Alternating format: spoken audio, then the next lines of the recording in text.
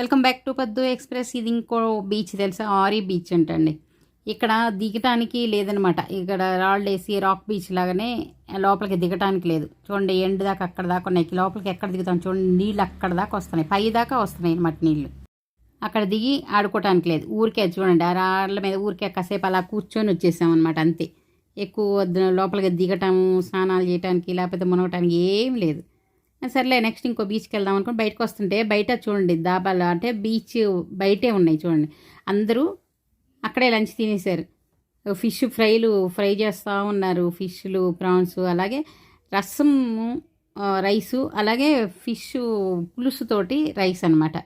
అందరు తీసుకొని ఇంకా వేరే చోటకి లంచ్కి వెళ్ళే బదులు ఇక్కడ తినేసి వెళ్దామని అందరు ఇక్కడే తింటా ఉన్నారు. నేను చెప్పాను కదా, నీ పొద్దున ఎఫెక్ట్ నేను తినడానికే అవ్వలేదని చెప్పి, అందుకని తినలేదనమాట. తర్వాత ఇది అయిపోయినాక వేరే బీచ్కి వెళ్ళాం. వేరే ఏం బీచ్కి వెళ్ళాం ఏంటనేది నెక్స్ట్ ఇంకో వీడియోలో అప్లోడ్ చేస్తాను. అంతవరకు వెయిట్ చేయండి. బాయ్.